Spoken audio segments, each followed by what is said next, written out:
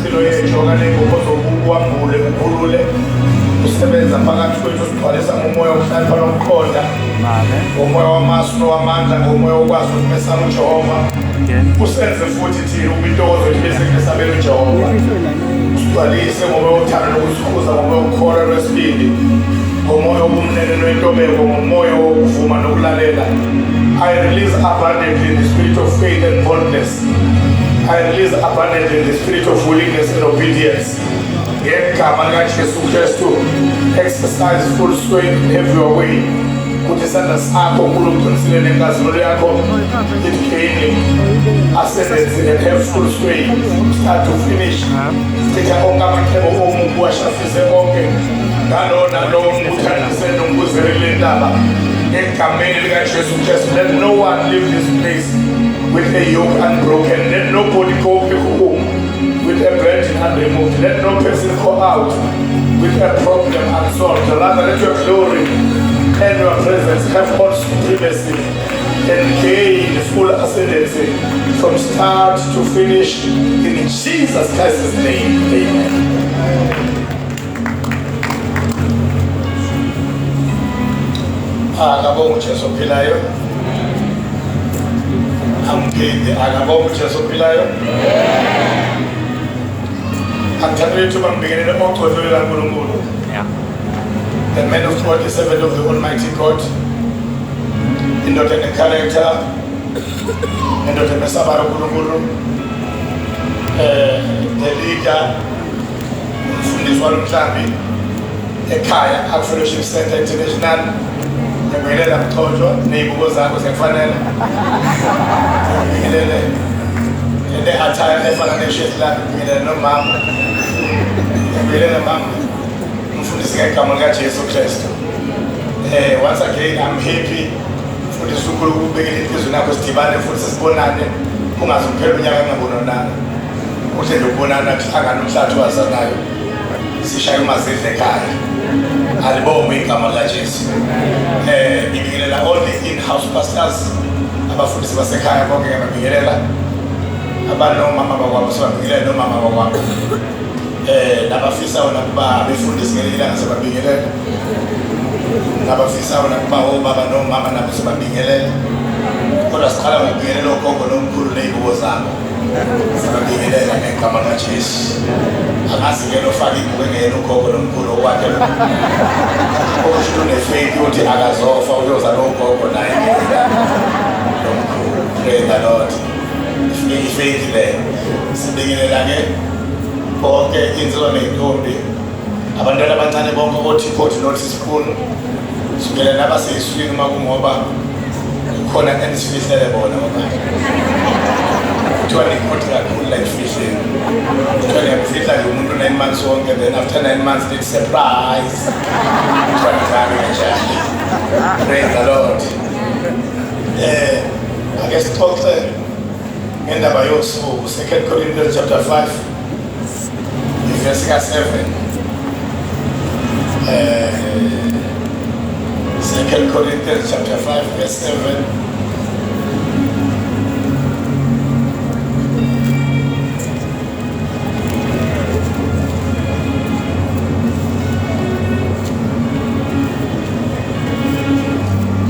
Ukhona ukubhekelela lokho kwenzeka kuvama ngapha. Ngibona bakuningana kwenziwe yini ukubhekelela kwanapha kubeningi. Yini yenze ukubhekelela lohlangothi beginning kunezinye inhlangothi. Yini la kwenzekeni? Yini what is it that ignited the interest? Siyafunda 2 Corinthians chapter 5 verse 7. No, Exodus chapter 12, 11, 12, 13, sibone.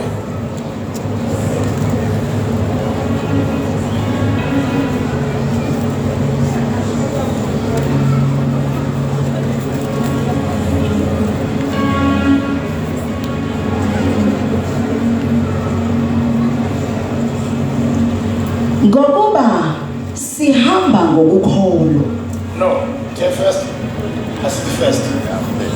1 Corinthians chapter 5 verse 7. khiphani imvubelo endala ukuze nibe inhlama entsha njengalokho ningabangena mvubelo ngokuba nelethu iPhasika lihlatshiwe elinguKhrestu.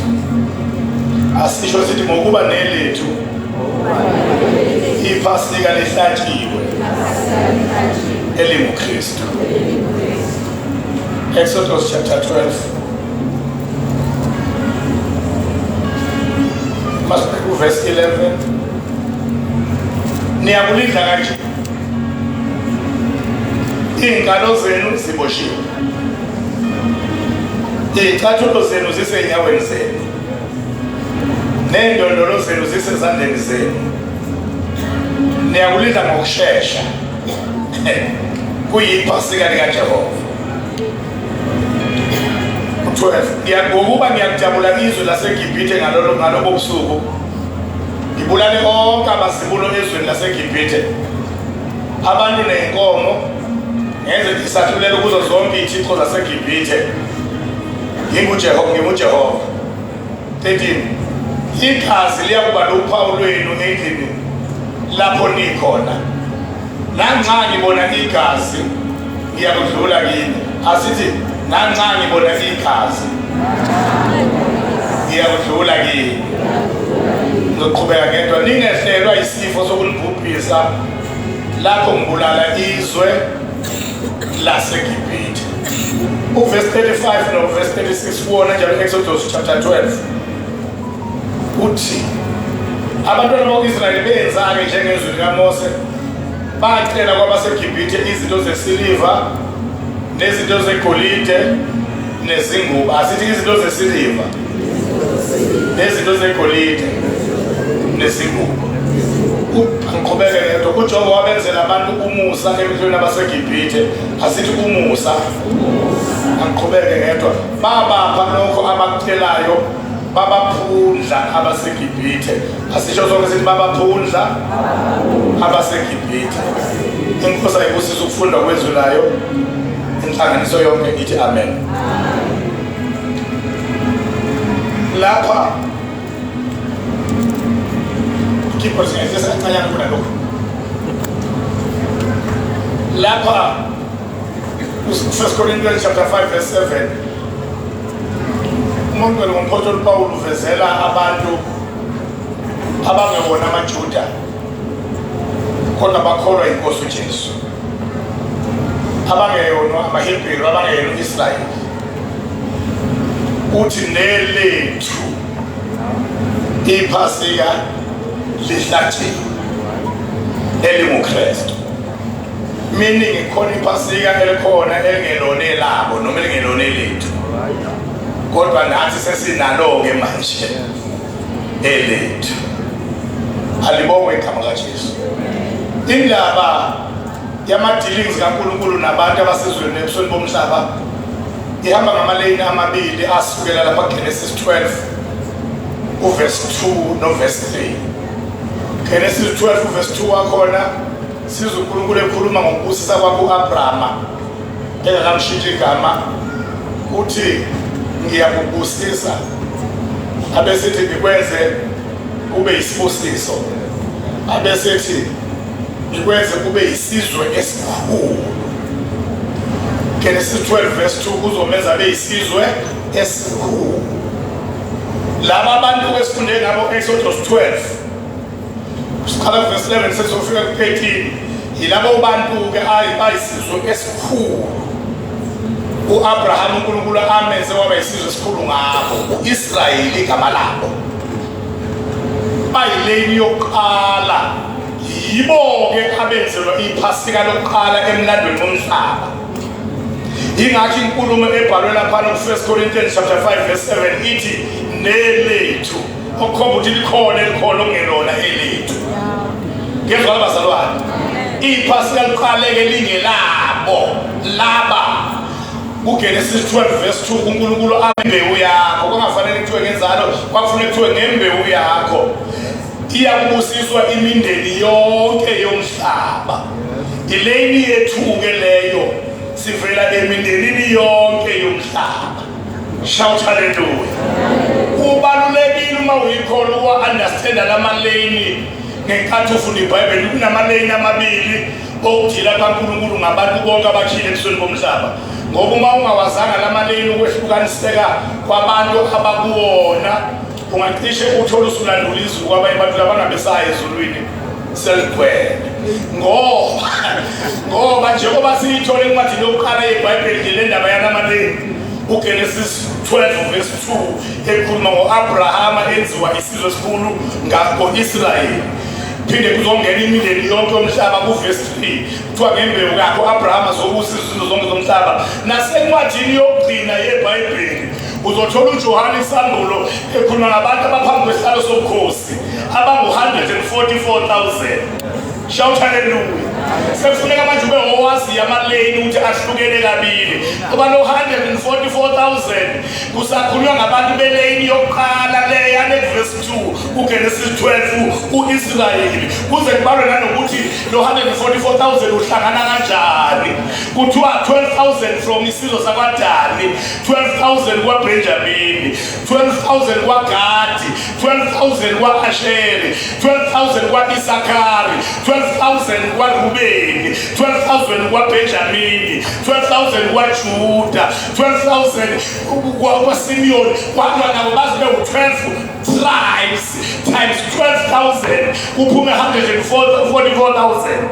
Kwizizwe eziveziwe zabhalwa ukuthi isizwe sakabani esino-12,000 waso kube yisiphi esino-12,000 waso. Kusakhulunywa ngo-144,000 ophambi kwesihlalo sobukhosi nje ovela kulezi zizwe eziwu-12 kuphela.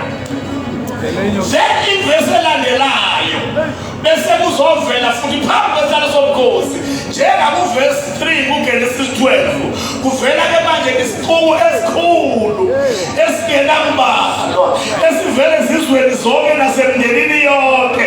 Njengoba kukhulunywa kuvesi 3 Genesis 12 kwathiwa ngembewu yakho ziyobusiswa izizwe zonke zomhlaba. Leso siqubu esiphambi kwesihlalo sobukhosi akushiwo ukuthi abavela kusona bavela kumaphi ama-tribes. Kuthiwa sivela emindenini yonke yomhlaba nasezizweni zonke zomhlaba bephethe amasundu. Shout hallelujah.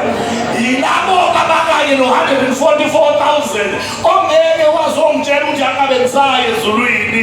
Izulu seligcwele likhonza amadoda u-144,000 kanti wena ohlula ukuhlukanisa amaleni no-144,000 owesizwe uNkulunkulu enziwe ngaso wenza ngaso u-Abrahama waba yisizwe esikhulu. Sisazongena thina abavela emindenini yonke yomhlaba. Silapha nje uma kuthiwa nelethu iPhasika lihlatshiwe kuthiwa elethu thina esivele emindenini yonke yomhlaba.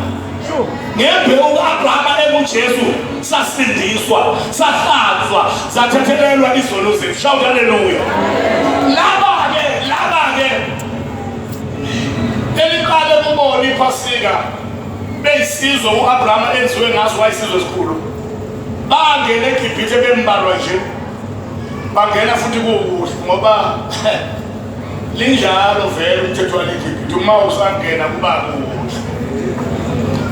welcome nje kahle. Bangena nje kukuhle eGibhithe, bangena batshelwa kwathiwa bhekani izwe elihle kunawo wonke nakhe kulo. Ngoba uma usangena eGibhithe uyawelkhanywa. Uma likufaka nje eGibhithe entweni zalo kuba mnandi usangena. Ugwayi wokuqala ubhemayo uyawuthengelwa ngoba lidlala eGibhithe uma selikuyenga likufaka kuba mnandi usangena. Imo yokuqala uyayi-arrangelwa nje kukhulunywe nayo.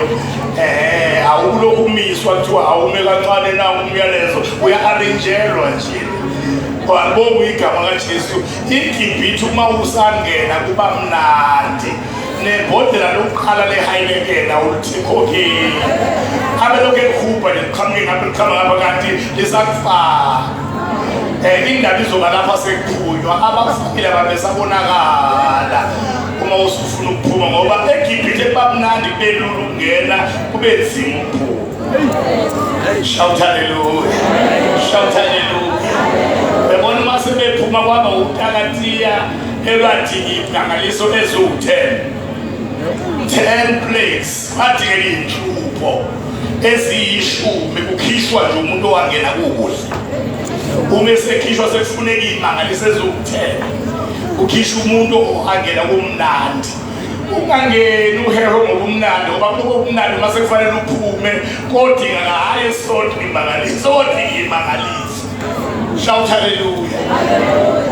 Ngisho nalapho esevuma ufana ukubakhipha uyangihlekisa uthi hambani nokhoza uNkulunkulu wenu kodwa shiyani imfuyo yenu nomndeni wenu. Bathi hhayi asikwazi ukuyishiya ngoba asazi uNkulunkulu wethu uma sezomhlatshelo uyofunani funa siye kanti umhlatshelo wokwenza umenzela siwushiye ekhaya. Abe sekulungile hambani nemhlatshelo leyo kodwa shiyani-ke iy'ngane zenu nomngelo. Wathi uMoses sizohamba nabadala bethu sihambe nomngelo sihambe nabancane bethu ngoba uma uphuma eGibhithe ungashiyi lutho ngemuva. Afe umpheko wakho lokuthi inkosi ngikhiphele bonke nginaba bendlu yami ngoba ngisho sekungenwe eKhenani wababa nabo uJoshua bendlu yakhe. iJoshua chapter 24 verse 15 wathi kepha mina nendlu yami siyakumkhoza uJehova. Shout hallelujah. Nelethu iPhasika lihlatshiwe elinguKhrestu. Ngithanda leli gama elithi elinguKhrestu. Uma ukholwa inkosi uJesu ey'nsukwini zokugcina kubambe lokhu ukuthi ungangenwa zinsuku ama-days and dates ngenwa umuntu owafela. Ngiyathanda uma iPhasika libizwa ngomuntu lingabizwa ngosuku, lingabizwa nge-date ethile ukuthi usuku lwePhasika lelo kodwa libizwa ngomuntu. Abantu abayeke ukumbona uJesu esefikile, abantu abagcwala kusuku kanti usuku belikhomba umuntu.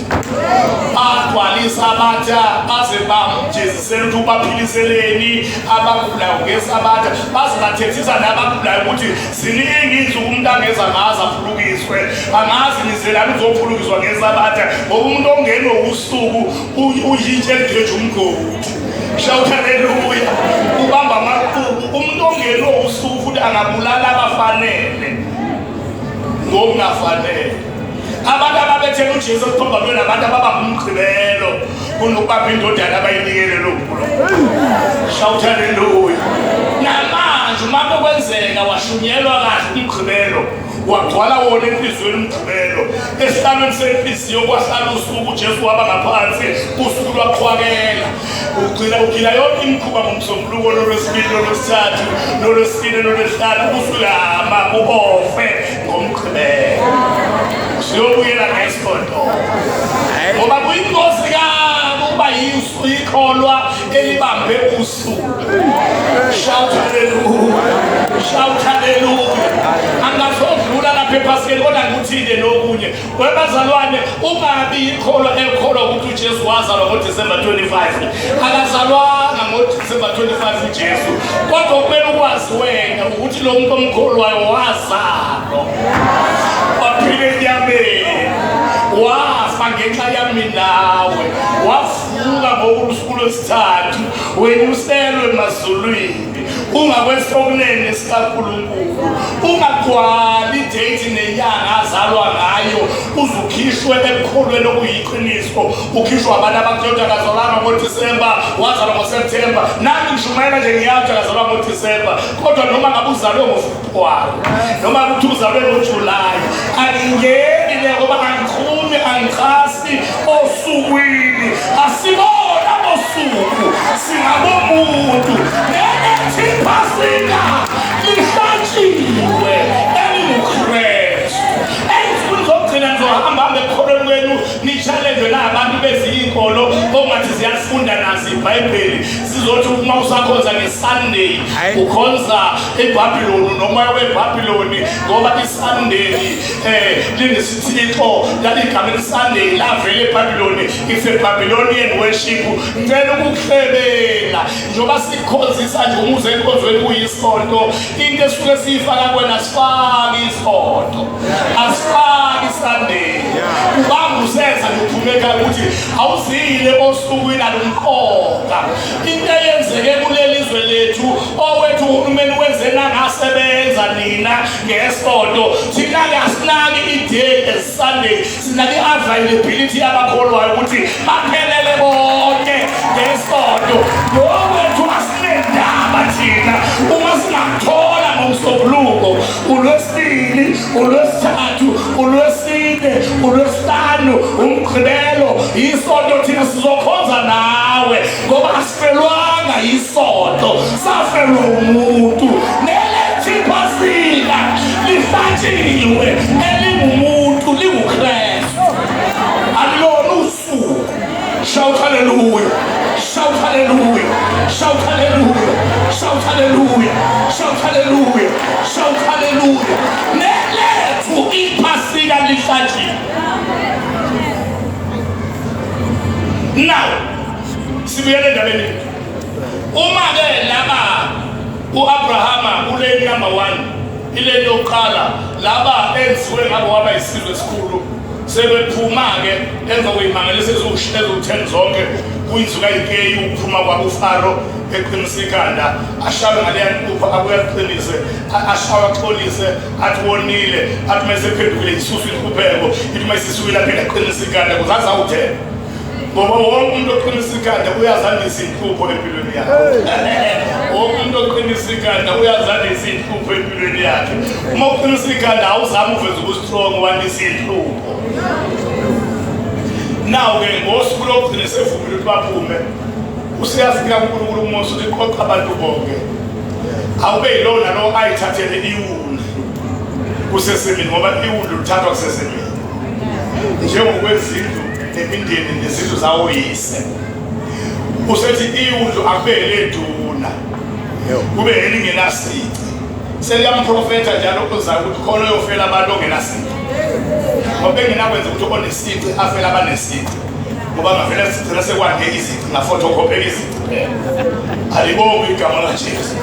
So ke kwathi ukuthi kube yiduna kube elingenasici lithathwe ngezindlu ngezindlu kwasekuthiwa niyakuhlaba iwundlu bese niphulisa ihisophi egazini elisemthengezini asho sonke sithi egazini no bese nithatha ihisophi niphulisa egazini bese ke niyabetha igazi emakhothameni naseyinsikeni amakhothameni eminyango omibili naseyinsikeni ngokuba mina Jehova ebusuku ngizodabula iGibhithe hayi ukuthi ngizodabula kwabaseGibhithe ngizodabula iGibhithe ngamanye amazwi abangabantwana bakaNkulunkulu eGosheni uIsrayeli nabaseGibhithe abangakholwa uNkulunkulu akazokhetha umuntu okholwayo nongakholwa yena uma eseza nesifo ebusuku uzodabula iGibhithe ukuthi uyakholwa uyolanyelwa ukuthi uficwe kunalo nophawu lwegazi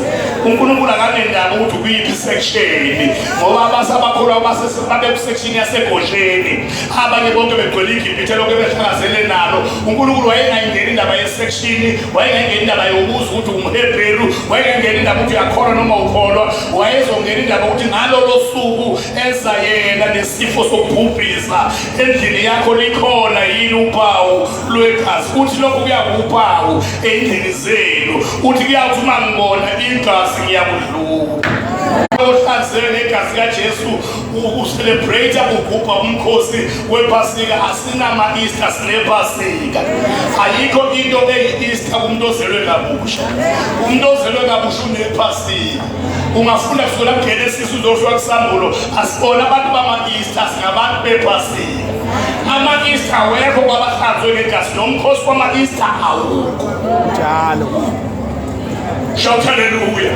Singabantu bani bakithi bePhasika. Leli Phasika ukhunyushelwe ezulwini wegama elithi Passover elisho ukuthi kuyothi uma eqhamuke ephethe isifo ezobulala afike igazi and then Passover njengoba sizocelebrate nje sizocelebrate ukwedlulwa izinto ebeyisophe ukusokonga nokuqeda ngathi bese ingaqedile nabanye kodwa uma ifika bithi kubonakala uphawu lwegazi bese siyadlula. Yingakho uma ugubha umkhosi wePhasika into yokuqala kumele urecognize uphume ekhaya nalapho usubuyele ekhaya recognize iwundlu. Uthi uJohn 1:29 ngangomuso wabo uJesu eza kuye watshela abantu bonke abagcwele umfula iJordani wathi bhekani iwundlu likaNkulunkulu elisusa izono zezwe. Umuze ePhasikeni ungarecognize isonto lakho kuqala, recognize qala iwundlu. Shout hallelujah. Negazi lewundlu. Ngoba uma kuzokwenziwa iPhasika kufunakala iwundlu. Leli gazi liyobhekwa ensikeni nasemakhothameni ezindlu. Umbhubhisi efika abone igazi adlule angashayi ngesifo. Into engifuna ukuthi sixwayisane ngayo ey'nsukwini zokugcina ile yokuthi amakholwa eyidinga iprotection yezulu ey'fweni ngomadimoni andeplan ayenzayo emkhathini yokuletha ama-latest models ezifo emva kwesinye. Ingabuyisa iCovid ingangabuyi ingalingelanywa yesinye, kodwa uma ukholwa zikade ey'nsukwini zokugcina ungabi yikholwa eli-anointing conscious but not blood conscious. Ngoba abantu abagcwele umqondo wogcobo nabafuna ugcobo bafana ugcobo. Ngoba ugcobo aluvikelani, igazi elivikelanayo. Kasho uNkulunkulu ukuthi uma ngibona ugcobo kuyodlula, uthe uma ngibona igazi liyodlula. Igazi liyoba uphawu ezindlini zenu. Ingakho abangaphakathi kuthiwa ongaphakathi endlini akangaphumi ngaphandle kuleyo nje ebhekwe igazi ey'nsikeni zombili nasemakhothameni. Uma esephuma phela iprotection yegazi usephumile kuyona. Nelethu iPhasika lihlatshiwe elinguKhrestu. Into engiyibone ngo-2020 yenzeka kwabakholwayo kwangathi umhede nomzalwane uyafana, idalwe ukuthi siprepare ingqondo zamakholwa sasele more than 5 years before iCovid ifike. Uma amakholwa onke abehomele nalambela ugcobo kunokwazisa umsebenzi wegazi.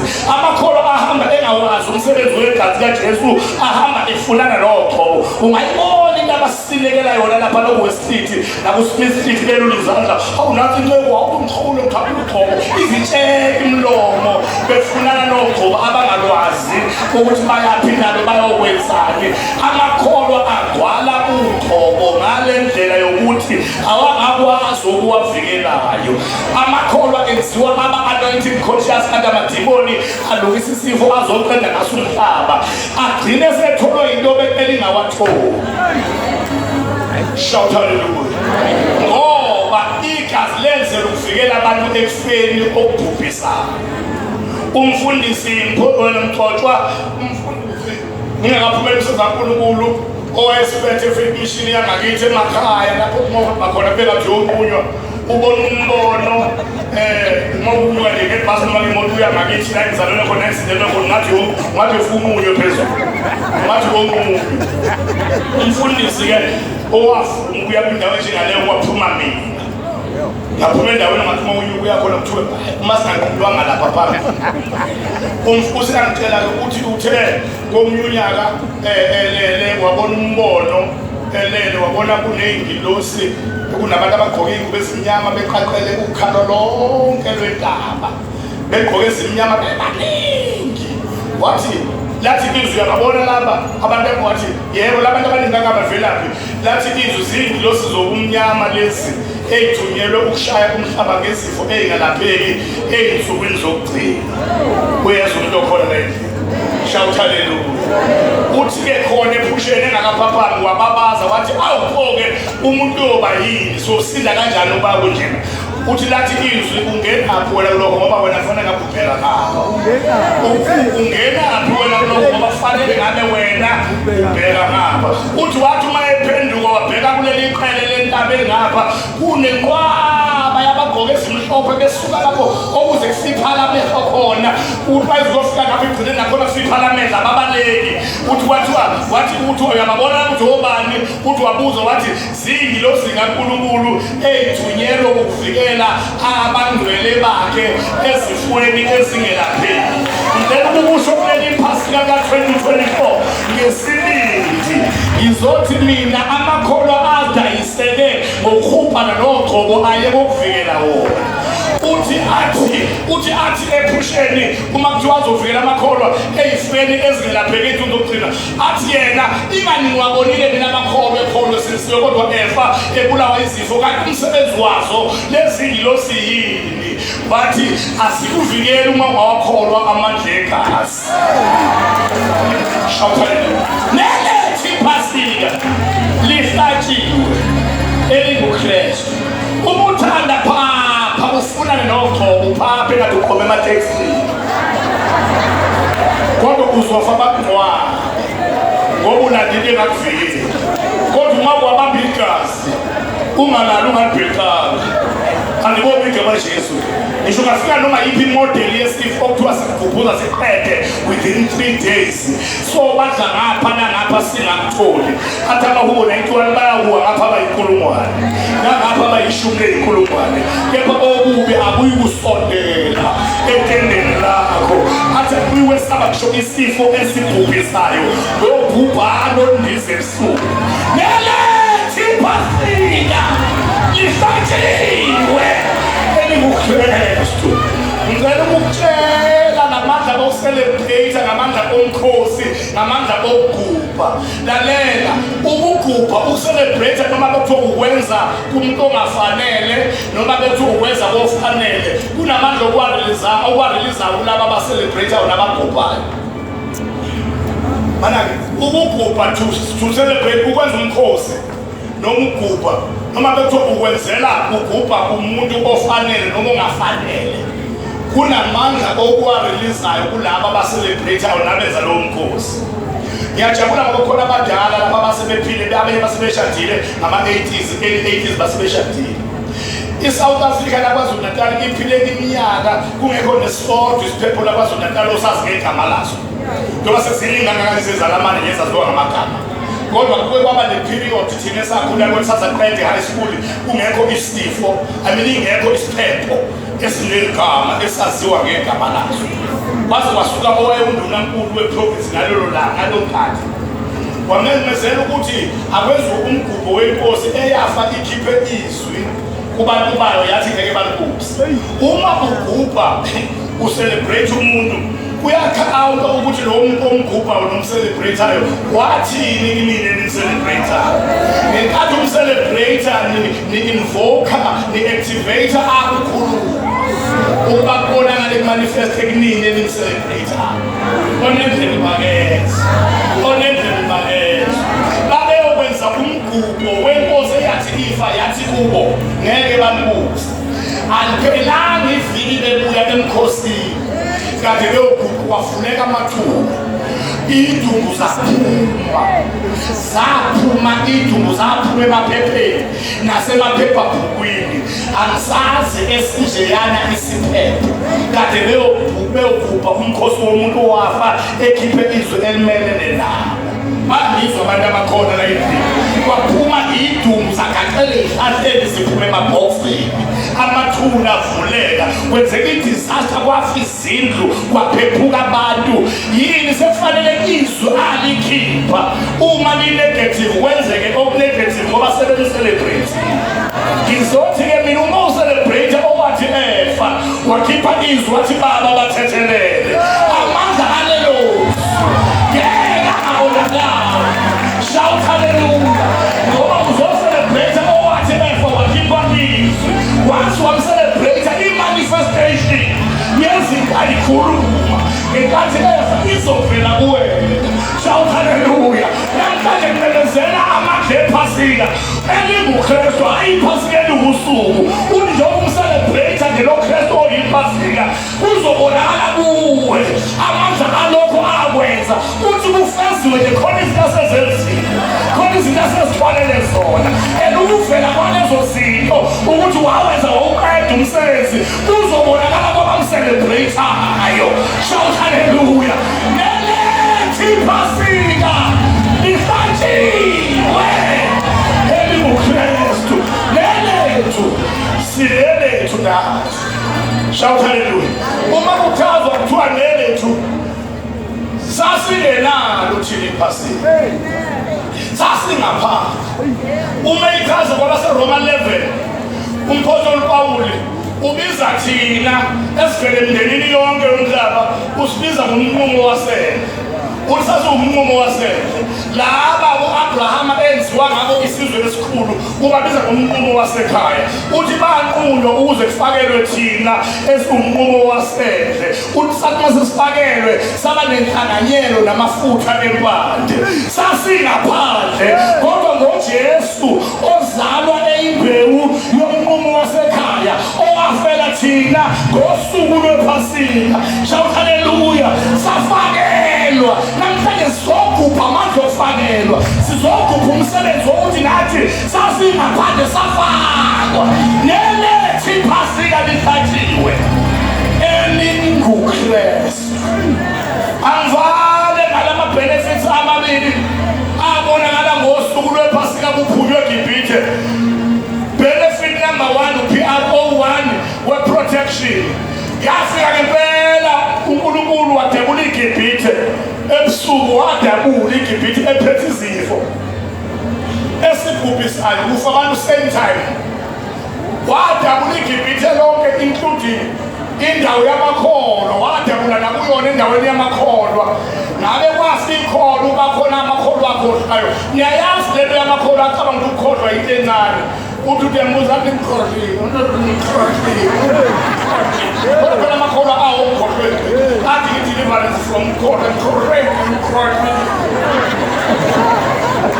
Ukuba ukukholwa kwathiwa ilona lo akayithathele iwundlu nezindlu lashone ngathatha ngeWundlu ekhokhile. Kwakuzozwakala kuthule ngapha nangapha kuthule kodwa bekhona umzowodwa okhala. Kuyo konke ungonjani olokhalayo ukukhala sikuzwa lapha kwabaseGibhithe bazokhalwa nawo nekwenze njani. Hayi sesifile nelapha izibulo ubeshilwe lebandla uMoses ngiyankulunkulu ngabe ngikhambe ubeshilwe ukuthi nje umuntu ukhohlile. Nawaza amakholwa ahlale ekhohlile. Nawaza amakholwa akatholakala akhohlile. Ngoba bazokhala ngoba ukukholwa lokho kuzama ukukhala. Yingakho uma ungafuna ukukhala ethi amahubo ngoba uJehova mphefumulo wakho. Ungakhohlwa imisebenzi yakhe yonke yomusa. Nelethu iPhasika lihlatshiwe. Ubakhona bakhohlwa bazofiwa ngise esection yabazalwane. Ngoba lento yokuphepha ayimile nokuthi wakhelene namakholwa. Ayimile nanokuthi usonda nabasindisiwe. Ayimile nanokuthi ubizwa ngegama labasindisiwe. Ini ngokuthi wena uqobo uphawu lwegazi. Unalo yini ngoba uma ngibona igazi ngiyakudlula. Uma ngibona igazi ngiyakudlula. Uma ngibona igazi namhlanje ngiprofeta ukudlulwa izinto ebezodestroy abantu. Sibaqede ngapha left right and center side and rear kodwa singakutholi ngoba ukhavuwe ngegazi. Shout hallelujah. Shout hallelujah. Shout hallelujah. Shout hallelujah. Shout hallelujah. Nelethu iPhasika lihlatshiwe elinguKhrestu. Benefit number 1 was protection. Kwathi kufiwa lapha ngaphesheya bonke ababheke igazi ngosuku lwePhasika bangazi. Everybody say protection. Ngizothi kuwena kwangeke kufe umuntu okholwayo nosindisiwe ukuba 2020 wafika onke amakholwa eSouth Africa asindisiwe blood conscious. Kuba lendlela enaphipeka ngayo niprepare ukufuna ukuqobo. Kuba niprepare ngalo ukukholwa iprotection esegazini abakufaka umuntu ngoba God has got no intention to allow anyone to die prematurely. Akathokozi ngokufa kofayo. Futhi nje akuyena uNkulunkulu othatha abantu bengakafiki ku-age emature. Uma uye uzothina abafundisi sithi emngcwabeni uNkulunkulu uphila uNkulunkulu uthathile suke ngeke into esingayenza ngoba kumele ningahlukani ngeke ukufundiwe. Sokufulaka bokuyela ngakhona kuleyo nto eyenzekela ekhaya. Okufuzana nesikhathi okuthi akufuzane nesikhameko zokufuna. Kodwa lapho uGenesis 1 kuya kuGenesis kuya kuRevelation 22 alikho ivesi elabhala umngcwabo womuntu. Suke sifuna nje ukuze kube khona into ozohamba ukholwa. Abangakafiki kuneshopping. Osofa kuthatha uNkulunkulu uthatha uNkulunkulu uthatha indlela uthatha ukugelela. wena ungathatha ukuhlaza bese sizothi uthatha uNkulunkulu sikhamba mangakho zenze njani zakhe. That is factor number 1 eyenza abantu bathi die prematurely. Factor number 2 isencwadini yoMshumayeli, ungabi mubi ngokwedlulele, ungabi isiwula. Uyakufelana ungakabi isikhathi na. Ungabi mubi ngokwedlulele, ungabi isiwula. Ngokuma unjalo uzofa ungakabi isikhathi. This is the second factor. Uba mubi ngokwedlulele nokuba isiwula. Uba isiwula uba ukhamisa mthele bamlalela bonke abangani bethingana noma kuphi kanti bacupha ukuthi bafolose ngawe phambili ukuthi uma kuba nenkinga kufe wena kuqala uvele ukufeyeli ngoba uyisiwula vele iziwula zibalile. Kuyiwe endaweni eyingozi kuyothiwa kuyokwenziwe high sikogqekezwa kodwa kuthiwa wena ngoba ingwazi wena sithembe wena uzosplita ufolose ngawe ukuthi uma kuphuma ikhavu laphana idle wena ngoba yazi ngathi uyahlomeka uyisiwula. Abantu bayathatha advantage of your foolishness. Uma umuntu ongani wakho uthe ungani wakho befunda ukuthi zinjani la ungayibona okay ukhamisa nje ugwinya noma yini angakudlisa ngishingane yakho uyipheke uyini athi namhlanje asipheke yakho sidle sasa sopheke yakho. Umnikazi wevision yokuphekwa kwengane uyena kodwa sethu ayiphekwe qhalwa ngeyakho kodwa ivision yakho okusefundile ukuthi uyisiwula awuzukubuza iwula asibuzi. Factor number 2, abantu bafa prematurely ngokuba babi ngokwedlulele. Don't be extremely wicked, ungabi mubi ngokwedlulele. Uyabona abantu abathatha uNkulunkulu, abanye bathanda ukungabasisi abahlonipha abazali, abanye bathanda ukuba ziwula, abanye bathanda ukuba abantu ngokwedlulele. Lokho kuma ungakwazi umuntu uhamba early in life uma emuntu ngokwedlulele yani emalokishini amakhulu nalena zokuthola ukuthi khona wayihlupha ukuthi umvuyane owafa kwaphikisa umlazi wonke. Isalukazi besithi uma sehlele eksini sithi umuntu akahamba shesha ngaza afiqwe umvuyane. Umuntu wayesaba umvuyane wathi uma akafikanga ngoba bonke labantu ababi ngokwedlulele abafiki ku-40 years bafa besebancane ngoba babekabi ngokwedlulele. Esikhawini khona kuthiwa umphrithi owafa kudlala i-Black Pirates wafa sebela akade ebasokoma sebefikile-ke wathi ningangibulali bafowethu uzonika imali bakho sifuna imali yakho sifuna igazi lakho kade wachitha amagazi abantu namhlanje uzochitheke lakho. Bonke abantu abahluphe kakhulu kuze kwaziwa amagama abo amalokishini onke nasendaweni yonke abafiki ku-age 40 bafa bebancane ngoba uma uke waba mubi ngokwedlulele you die very very early. Ungabi mubi ngokwedlulele, ungabi isiwula, uyofelani kungabi isikhathi. Abathathwe Jehova, akho Jehova ubathathile musana kumsukela ngoba engenanina bathathwe ububi babo nobula babo.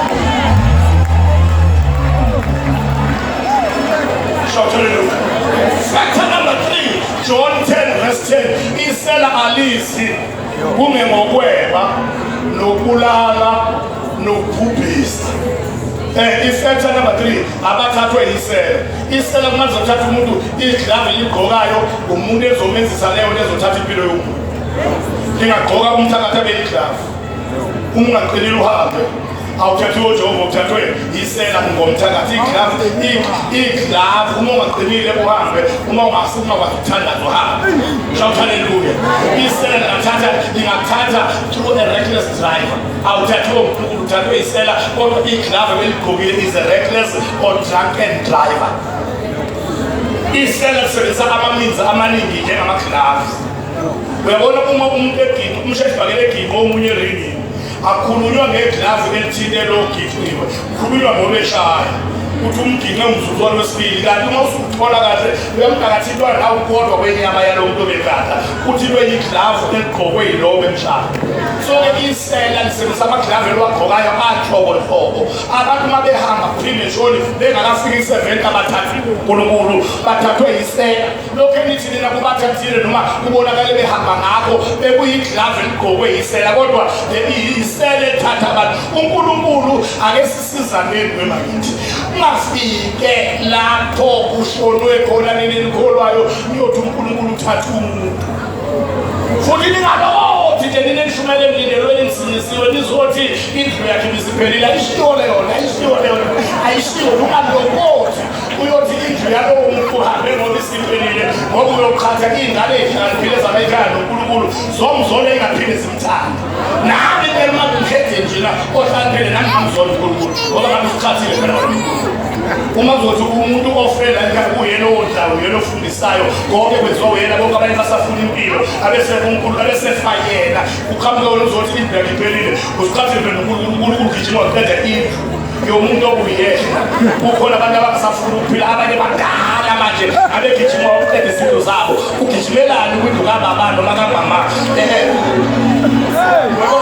uqhamuke phela wena uyakhuluma usho ngabe uyaphendula siqabele phela manje noNkulunkulu ngenqale loyikhulumayo uNkulunkulu ngakunjani njengoba ube ngabona uNkulunkulu lo muntu lokuyodla akababoni endaweni abantu abasebevele be-right akhanga gijima yoqeda izinto zabo uNkulunkulu akayoqeda izinto zabanye aye kumama phansi aye kubaba phansi akagijima yoqeda izinto zabantu abangude emakhaya abasebebadala sebafundisa iy'ngane zabo zishadile abasashode ngalutho akayoqeda izinto zalabo aye kubaba phansi nomama phansi ungayikhulumi lento zokukhatha iy'ngane noNkulunkulu iy'ngane zokhula simzonda uNkulunkulu zachazwa amakholwa aphethayo eBhayibhelini akukho lapho kubhalwe khona ukuthi umuntu ufa ngoba indlu yakhe iphelile izindlu zonke before uJesu afike zasekade zaphela John 14 ekhaya lababa kune hayi izazowathiwa sezikhona zazikhona bakhona lokati ekhaya lababa kune kade zabakhona akhokontrela lapha ezulwini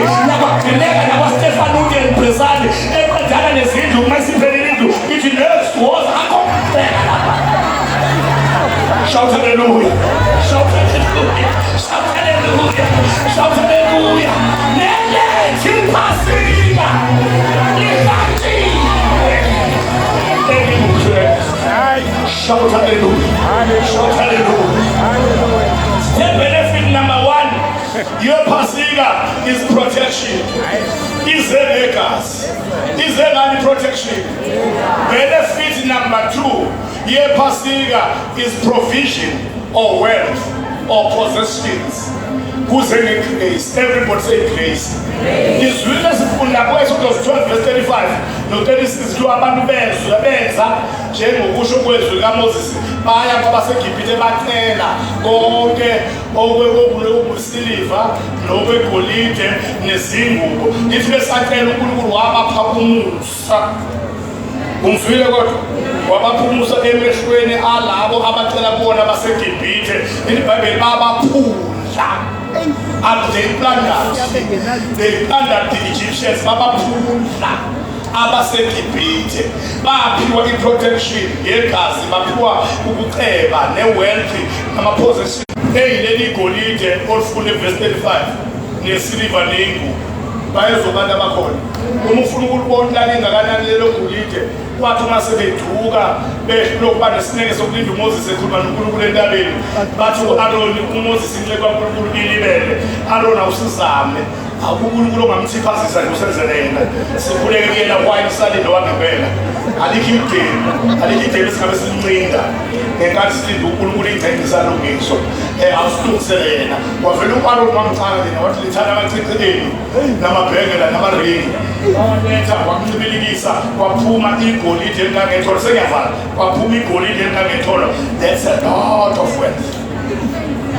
Igolide webazalwane esilisebenzisa namhlanje lonke lilifake emaringini nasemgexweni akulona igolide eligcwele igolide likalwe ngama-carats ama-units okumeasurisha igolide is measured in carats.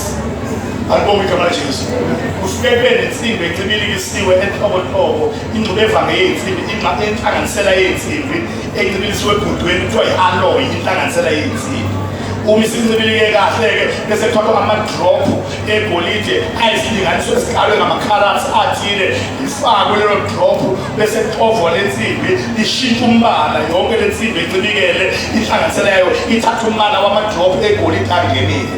Bese kubizwa yonke into ezokwenziwa ngaleyo nsimbi leyo efakwa ama-drop egolide ibizwa ngokuthi u-9 karat uma kufakwa ama-drop awu-9 karat noma u-18 karat uma kufakwa ama-drop awu-18 karat.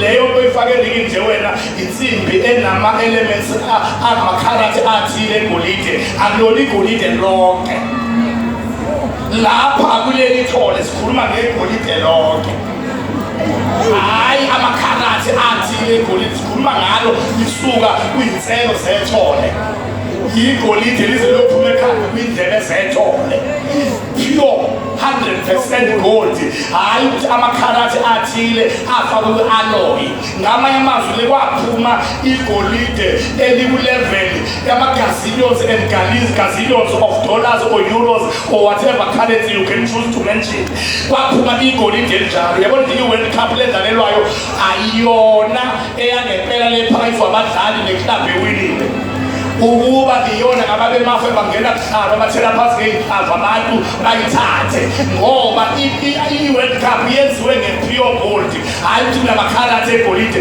yenziwe nge-pure gold ivalelwa endlini okulokhwe iminyango e-over 3 before kufinyelele kwitafula lapho ibekwe khona akungenwa kuyona kungena umuntu ngelanga kathi winiwe eyoqopha igama lalowo nyaka ukuthi ubalo wini World Cup lo nyaka aqophele ngaphakathi ngaphumanga ngaphandle niphethe replica nikukule replica ingakho kwazi ukuhamba nawo nize nibuye ingagcotshwa ngoba ayinaveli shout hallelujah shout hallelujah shout hallelujah shout hallelujah kodwa awuyabona uma sithi abantu i-World Cup kuthiwa it's more than trillions of euros more than trillions ibe ingaka awutshele kuma into engaka iyama-trillions of euros ithole lona lingaka lingama-gazillions and gazillions of whatever currency ngamanye amazwi baphuma le mali ekhangane sithole uma ngathiwa iyadividwa ngomuntu ngamunye everyone will be a multi-millionaire ngengcebo ephume ngobusuku obodwa by grace igrace eyavela ngephasika iPhasika laletha i-protection iPhasika laletha ingcebo i-provision nalapho esiphambanweni kwangena ingcebo ngephasika I'm closing now ku-2 Corinthians 8 verse 9 kuthi niyawazi umusa grace everybody say grace niyawazi umusa wenkosi yethu uJesu Kristu ukuthi nalo bawayecebe wabampofu esikhundleni sethu ukuze thina esikhundleni sakhe siphele uyabona uJesu ngenkathi ezolenga kwahlubulwa iy'ngubo zakhe zanikezwa abampofu kwabelwa abampofu that was part 1 part 2 bafika kwihembe engenamphetho abangamhlubula lona nje banikeza abampofu cha bamhlubula labekona bayisiteki ezidlalelwayo in the Bible they cast the Lord ngesingisi benza umkatho uyabona uma basonta la bengasonta khona ucabanga wethu umkatho ukubamba iBhayibheli kanje bese uyathandaza ukulivule la uhlangane ukhona nekhona neyithupha wafunda ukuthi indaba yakho inawe kulokhu ukhulunywe kodwa la eBhayibheli makhulunywa ngenkatho ukhulunywa nge-casting of lots uLord iLord kwakuse i-noun kwakuse i-full noun qala nge-Old Testament time manje sekuyi-prefix uLord sekuyi-prefix wegama elithi lottery or lotto uma uneBhayibheli lesingisi elothiwa i-Good News Bible with pictures enama-pictures konke interesting ozoyibona uzobona isithombe uJesu engiphambanweni kwi-Good News Bible ngaphansi kukhona amadoda amabili ashaya amadayisi uzuyibuza afunana amadayisi esiphambanweni base kuyisikhathi sekudlalelwa lelo shed kwenziwa iloti iloti yayenziwa ngamadayisi baqala banikana bodwa abazanayo ngokobuzwe amaJuda anikezana idayisi zangangena inombolo kanti khona umuntu ongelona iJuda ohluphekayo ogqoke imanibilili ozenje ekhama yikhulu labantu bangumsilo ngomuzi uJesu wabeke ngoni lomuntu abamhluphayo wenzeni wazosondela emphambanweni kanti usondele endaweni right usondele emphambanweni ngoba usondele endaweni right uma usondele emphambanweni uma unenkinga wonke emphambanweni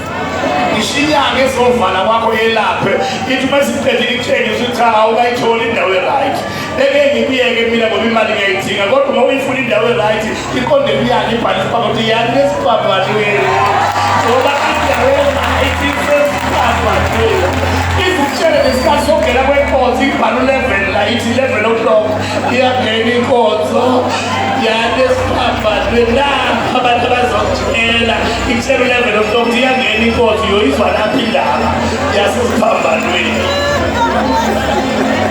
nelethu iPhasika lihlatshiwe elinguKhrestu wathi uma sebeqedile ngokobuso uzwe nangokuthema ngokwebala ukunikana yaqhamuka le ndoda egqoke emaningini kayona kuzwabo yabuza ukuthi nayo ingathola nethuba bachaza ukuthi abantu asebekhathela abanankani ngoba ukukhathala kwe-credit kade bamnikeza wabamba kanye idayisi zakhali inombolo akazi nevelu yento ayidlalelayo yenze ukukholwe kanti awuyazi ivelu yento iphela